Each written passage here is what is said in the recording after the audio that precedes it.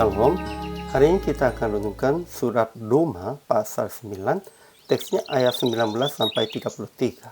Dan sudah dibagi dua paragraf. Paragraf yang pertama ayat 19 sampai 29.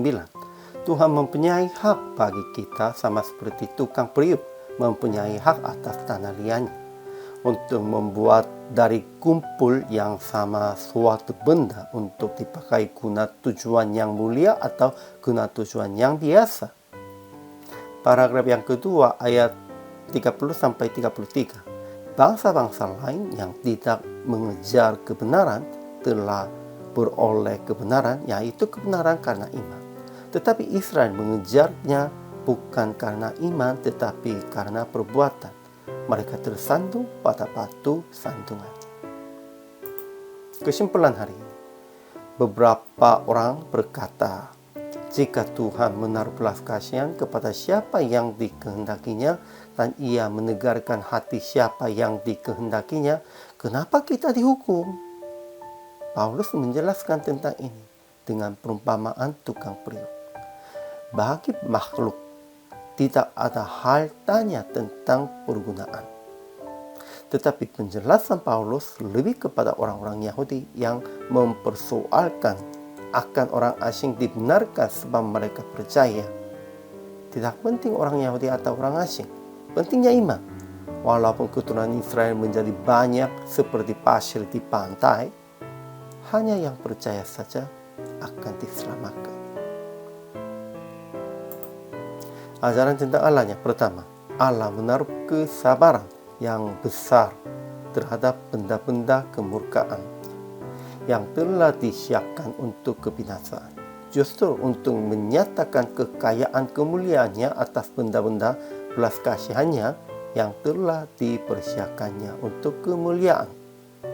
Kedua, Allah telah berkata kepada Nabi Hosea, yang bukan umatku akan kusebut umatku dan yang bukan kekasihi. Ajaran tentang manusianya. Pertama, ada orang-orang mempersoalkan demikian. Jika demikian, apalagi yang masih disalahkannya, sebab siapa yang menentang kehendaknya? Tetapi tidak boleh, karena Tuhan mempunyai hak atas semua makhluknya yang ia ciptakan.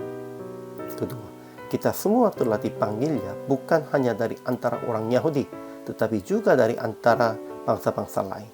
Bangsa-bangsa lain yang tidak mengejar kebenaran telah beroleh kebenaran, yaitu kebenaran karena iman. Ketiga, tetapi Israel yang mengejar hukum tidak mendatangkan kepada kebenaran, karena mereka mengejarnya bukan karena iman, tetapi karena perbuatan. Mereka tersandung pada batu sandungan. Jadi, aplikasi hari ini. Pertama, jangan mempersoalkan di hadapan Tuhan. Hanya taat dan menerima ketetapannya dan rencananya. Ya, tidak usahlah mempersoalkan itu. Karena Tuhan semuanya berhak. Dan sebenarnya semua rencananya dan ketetapannya itu adil. Kedua, jangan membeda-bedakan siapapun. Orang Israel, orang percaya, atau orang-orang yang belum mengenal Yesus pun. Dan memberitakan Injil Yesus kepada mereka supaya mereka menjadi umat pilihan di dalam iman. Siapapun menurut daging atau menurut hukum Tauratnya tidak bisa menjadi umat Yesus Kristus, umat Tuhannya.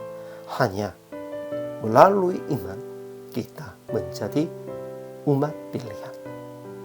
Ketiga, jangan mengejar hukum Taurat, hanya mengejar rencana Tuhan dan dijelaskan di dalam firman. Kita harus mengejarnya, rencana Tuhan, perintah Tuhan. Jadi PR praktik hari ini, jangan mempersoalkan rencana Tuhan dan atas pilihannya. Hanya mengaku iman dan dengan sungguh hatinya. Dan taat kepadanya dengan melakukan sesuai dengan perintahnya. Pentingnya apa ya? Jangan mempersoalkan kepada Tuhan dan mengakunya iman dengan sungguh hati, dengan kerendahannya. Dan taat dengan melakukan sesuai dengan firman. Ya, gampangnya. Namun ini penting. Dan sekalipun ini jelas, banyak orangnya masih belum mengikuti jalan ini. kita hamba Tuhan lebih dahulu melakukan itu harus menjadi contoh bagi mereka, harus menjadi teladannya. Hari ini juga selama melayani, Tuhan Yesus memberkati.